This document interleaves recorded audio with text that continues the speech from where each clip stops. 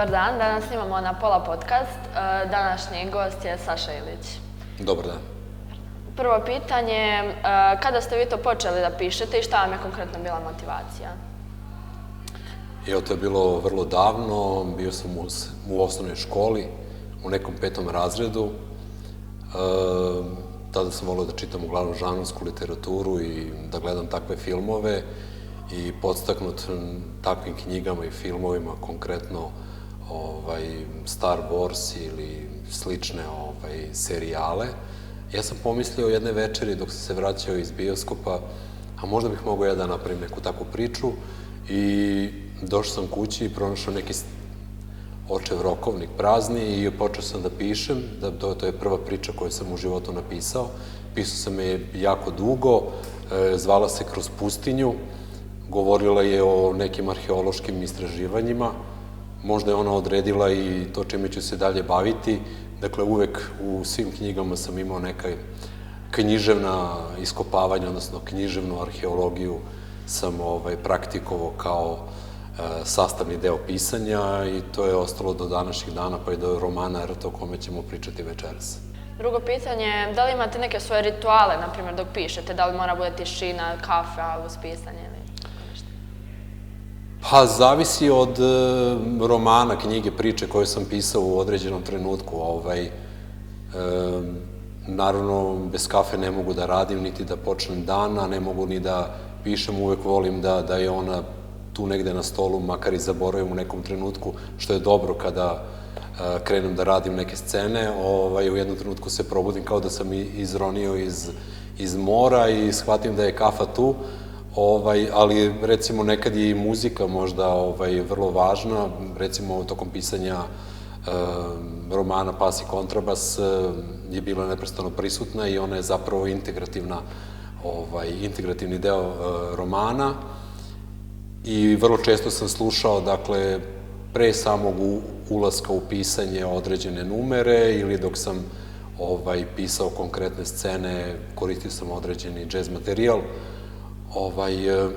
ili dok sam pisao dramu o Dimitriju Tucoviću, budući da smo u Užicu, voleo sam da slušam te revolucionarne pesme koje su obeležili taj period radničkog pokreta u Srbiji i Evropi. Dakle, muzika i kafa, možda je to zajednički imenitelj. Koje vaše delo vam je najdraže, ako imate najdraže delo, i zašto?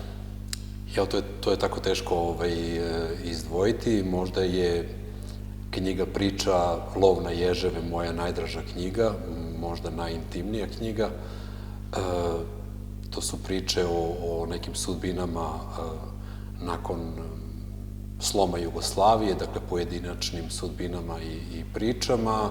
Tu je i jedna priča o jednoj fotografkinji, Jevrikinji iz Zemuna, o kojoj sam pisao, čiju sam biografiju zapravo rekonstruisao, koja je završila svoj život u Kazablanki i te priče su dobrim delom vezane za džez i to je možda moja najomiljenija knjiga. Kad smo kod tih dela i toga svega, da li imate nekog omiljenog lika iz vašeg dela? To je isto jako teško, ali možda bih izdvojio jedan lik koji je atipičan. To je Magarac Lungi, koji se pojavlja u mom najnovijem romanu Rt. Dakle, po čemu je on specifičan?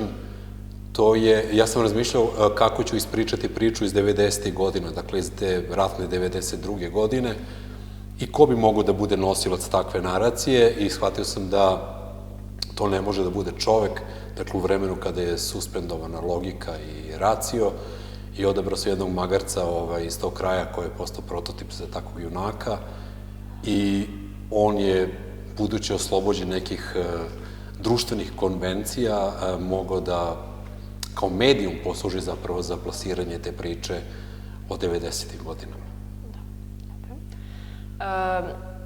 U romanu Pas i kontrabas bavite se traumama, institucijama. Šta vas je konkretno na to navelo? Pa, zapravo, živeti u ovom društvu je takva stvar da ste svakog dana inicirani zapravo da gledate te događaje, te ljude i da pokušate da razumete zašto se neke stvari događaju. Konkretno za roman Pas i kontrabas koji se bavi ratnom traumom u savremenim društveno-političkim okolnostima, glavni motiv je bio zapravo negacija postojanja te traume u društvu od strane institucija i mene je interesovalo kako zapravo institucije jednog društva operišu sa ratnom traumom u uslovima u kojima se negira postojanje ratne situacije u prošlosti. I šta se događa sa ljudima koji su bili učesnici rata, postali su vlasnici takve traume, kako oni funkcionišu u tom društvu. I to je bio taj početni impuls iz kog je rođen roman Pas i kontrabas. Je li imate neku možda poruku koju biste dali mladim piscima i koji tek počinju sa stvaranjem? Budite otvoreni i čitajte što više i naučite da gledate i da slušate stvarnost oko sebe. Mislim da je to glavno oruđe umetnika.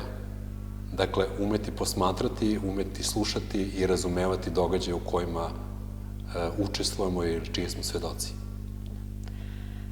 Cijelo predavanje vam se baziralo na muzici, pesmi. Šta je to nešto što vi volite da slušate?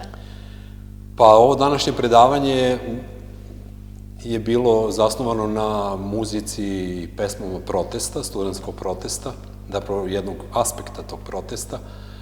Želeo sam da napravim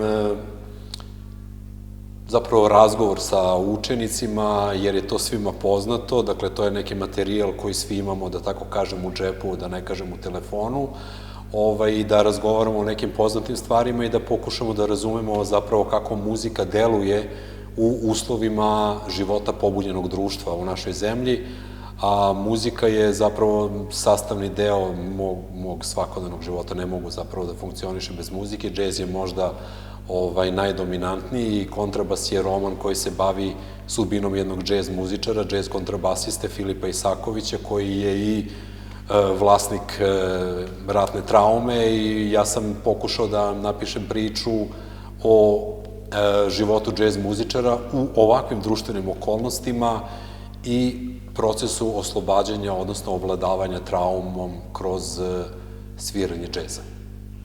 To je to. Hvala vam. Hvala i vam.